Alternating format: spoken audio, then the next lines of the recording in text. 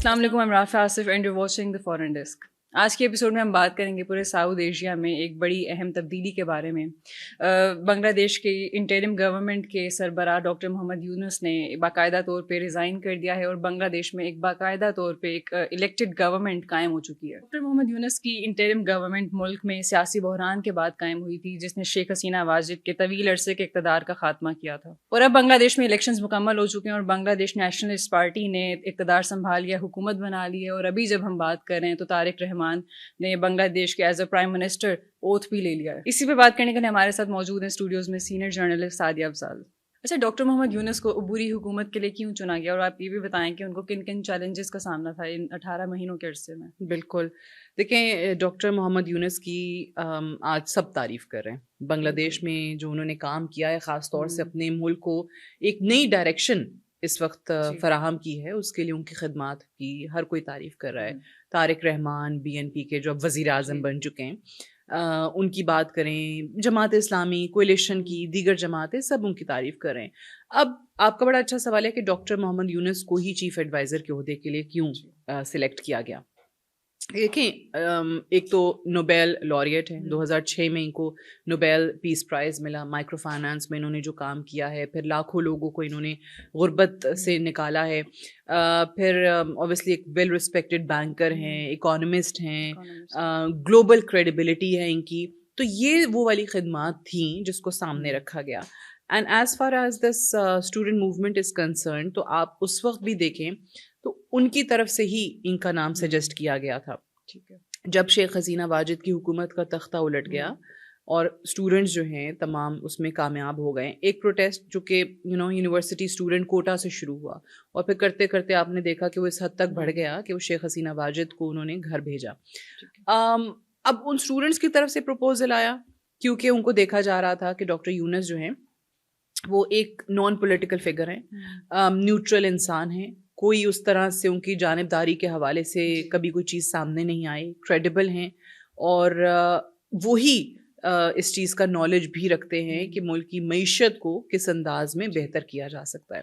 ان کی طرف سے سجیسٹ کیا گیا. پھر جو پریزیڈنٹ ہیں شہاب الدین، بنگلہ دیشی پریزیڈنٹ، انہوں نے اسٹوڈنٹ موومنٹ کے لوگوں کے ساتھ بھی، ملٹری لیڈرشپ کے ساتھ بھی، کچھ اور جماعتوں کے ساتھ بھی انہوں نے obviously اس چیز کو ڈسکس کیا. And that's how doctor Younus was selected. سب سے پہلا تو چیلنج یہی تھا کہ ایک اتنے بڑے کیوس سے ملک نکلا ہے اور اوبیسلی اس نے ایک حکومت کو گھر بھیج دیا ہے. تو ایسے میں سب سے بڑا ضروری چیز ہوتی ہے کہ آپ اس کیوس کو سمیٹیں، آپ لوگوں کو مزید منتشر ہونے سے روکیں، اور وہ انہوں نے بڑے کامیابی کے ساتھ کیا. اب وہ ریزائن کر گئے، بلکہ یہ بھی خبریں آ رہی تھی کہ جو نئے وزیر اعظم ہیں، جب یہ نئے صدر کی سلیکشن ہوگی تو ہو سکتا ہے وہ ڈاکٹر یونس کو ہی بطور صدر چاہیں کہ جی وہ کام کریں.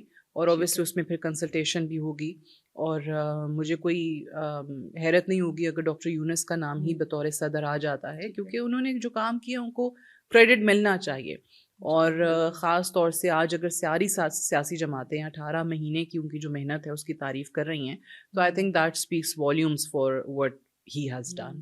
اچھا، BNP 2/3 میجورٹی کے ساتھ حکومت بنا چکی ہے، اور اب آپ یہ بتائیں کہ بنگلہ دیش کا پولیٹیکل لینڈسکیپ کیا ہوگا، اور جو اپوزیشن ہے جس میں جماعت اسلامی بھی شامل ہے، اس کا کس طرح سے وہ انفلوئنس کریں گے گورنمنٹ کو؟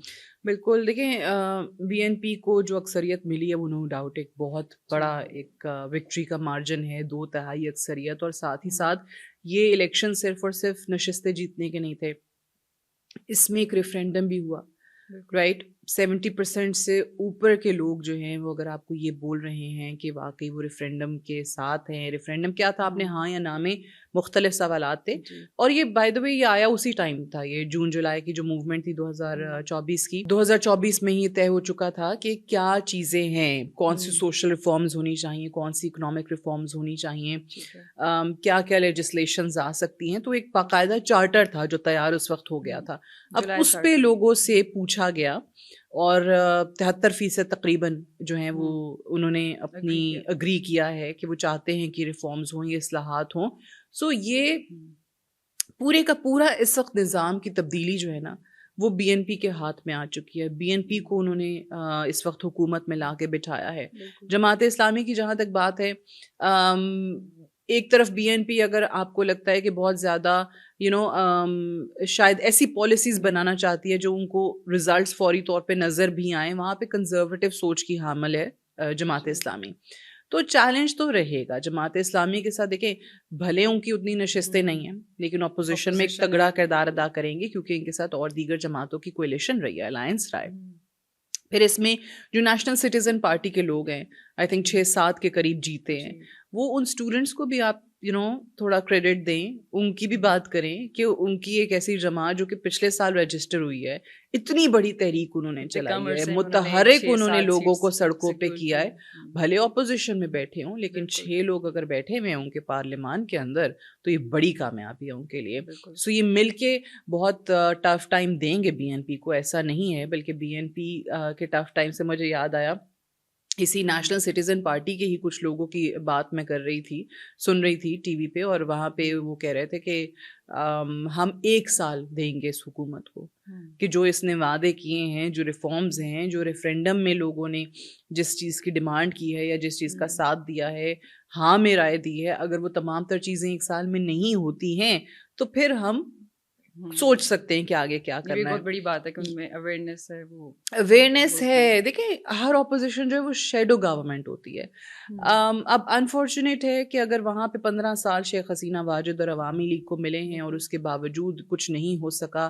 اب آپ کو بہت زیادہ لوگ جو ہیں ایگزائل سے واپس آتے ہوئے نظر آئے, اس میں ڈاکٹر یونس بھی ہیں بائی دا وے, اس میں طارق رحمان بھی ہیں, یہ تمام لوگ ایگزائل سے واپس آئے ہیں.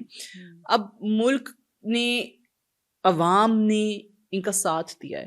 طارق رحمان کو مینڈیٹ دے کے عوام نے جو اپنا بھروسہ ہے وہ ان کے پلڑے میں ڈالا ہے. ایک ٹرسٹ ہوتا ہے نا. خالدہ ضیاء مرحومہ کی اوبیسلی ان کی بھی پھر محبت ہے کہ جی ان کے صاحبزادے ہیں, ان کی وفات ہو گئی. شیخ حسینہ واجد نے اپنے وقت میں, اپنے دور اقتدار میں ان کے ساتھ بھی کافی برا کیا, رائٹ, ان کو جیل بھیجوا دیا گیا, ان کو سزائیں ہوئیں. تو یہ تمام تر چیزیں ہیں جو لوگوں کو یاد رہتی ہیں.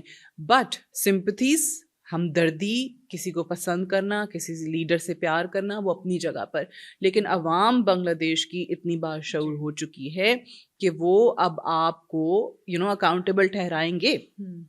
جو ان کو 15 سال میں اکاؤنٹیبلٹی نظر نہیں آئی شیخ حسینہ واجد کی, اگر آپ بات کریں کہ جی وہ اپنے ایکشنز کے لیے اکاؤنٹیبل نہیں تھی, she could easily go scot free, ان سے کوئی پوچھنے والا نہیں تھا, وہ کسی کو جواب دے نہیں تھی. لیکن یہاں پر اگر آپ کے پاس پارلیمان کے اندر ایک ایسی جماعت بیٹھی ہوئی ہے جو 6 ارکان کے ساتھ آپ کو یہ بتا دیتی ہے کہ ہم 1 سال کا ٹائم دیں گے اور اس کے بعد پھر ہم متحرک ہوں گے, پھر حکومت کی کو ٹف ٹائم دینے کی باری آئے گی.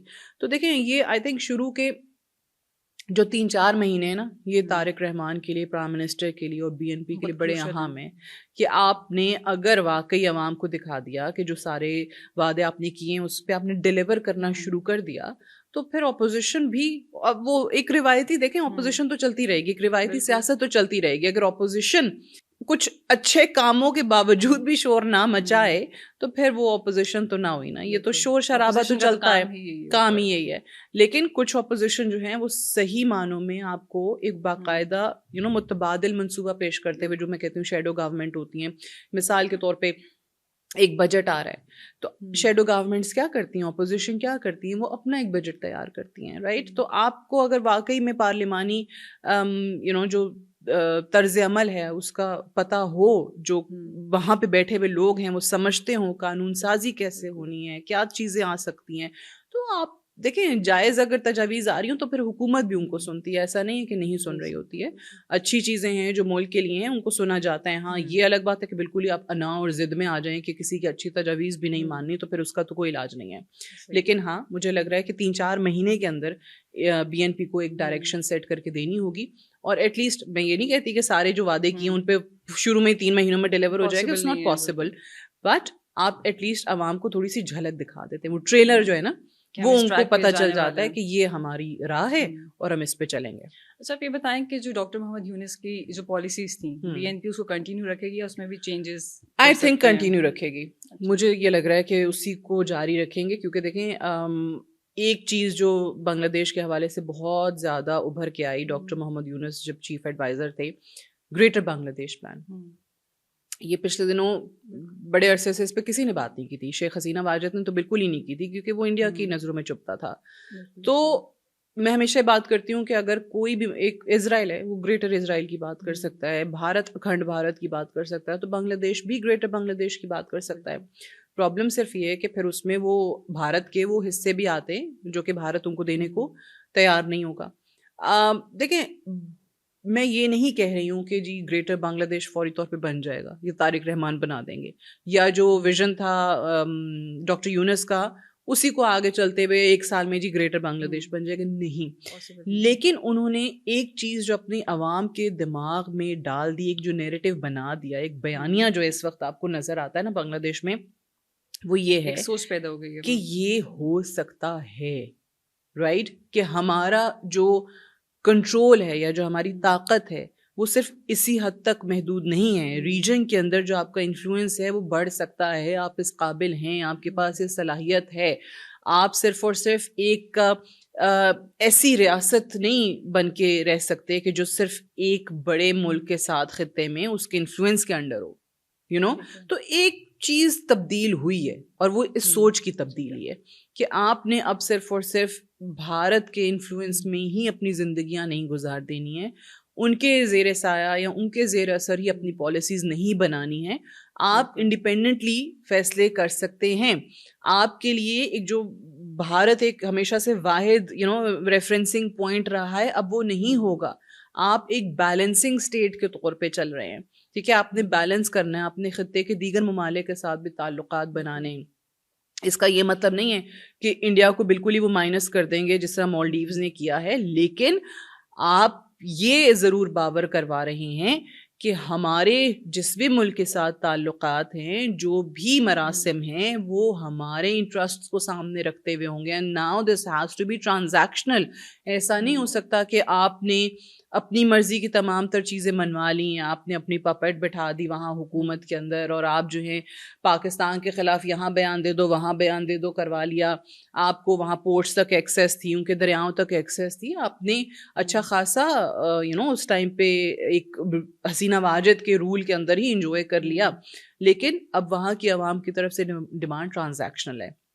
دیکھیں سیاست میں یا یہ جو انٹرنیشنل ریلیشنز ہوتے ہیں نا, یہ جو معاملات ہیں, میں ہمیشہ بات کرتی ہوں کہ اس میں کوئی پرماننٹ دوست اور دشمن نہیں ہوتے.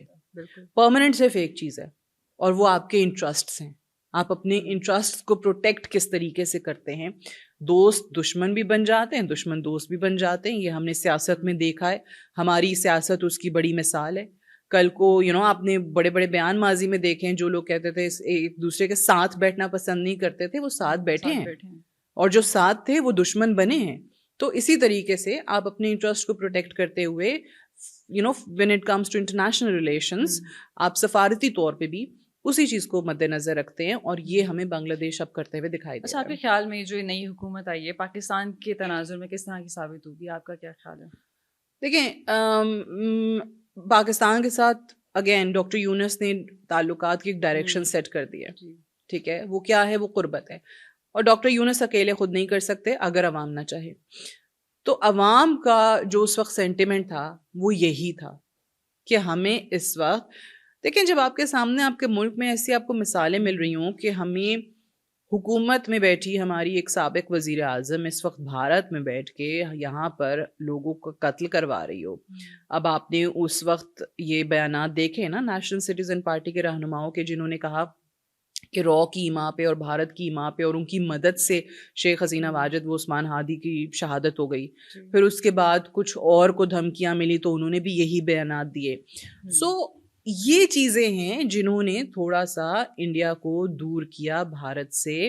لوگوں نے محسوس کیا کہ اس حد تک انفلوئنس بڑھ گیا ہے کہ ہمارے اپنے جو پرابلمز ہیں نا وہ شاید بہت پیچھے رہ گئے.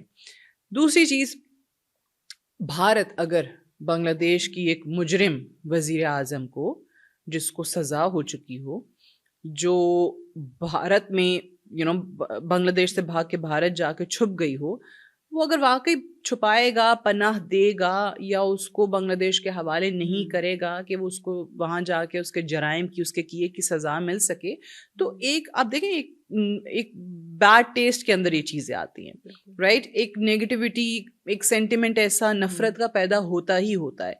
میں پھر دہراؤں گی, میں نے پہلے بھی کئی بار کہا کہ انڈیا کو اب کو ایگزسٹنس سیکھ لینی چاہیے, اور بنگلہ دیش کے ساتھ تعلقات بہتر بنانے کے لیے پہلی شرط ہی یہ ہے کہ آپ ایک وہ ٹرسٹ واپس لے کر آئیں, آپ وہ کانفیڈنس واپس لے کر آئیں کہ آپ پہ ٹرسٹ کیا جا سکتا ہے. شیخ حسینہ کو واپس بنگلہ دیش کے حوالے کر کے ایکسٹریڈیشن ٹریٹی آپ لوگوں کی آلریڈی موجود ہے.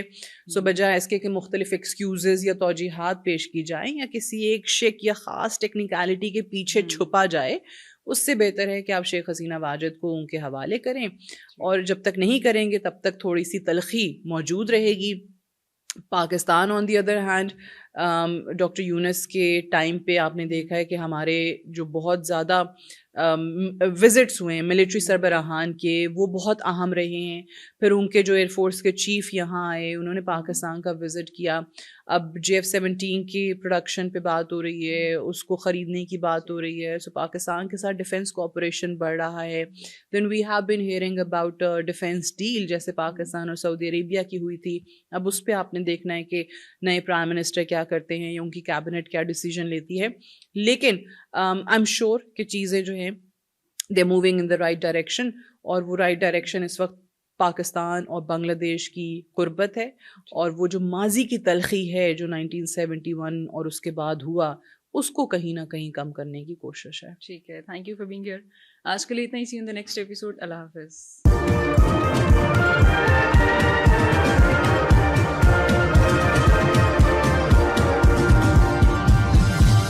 You are watching Apna Watan.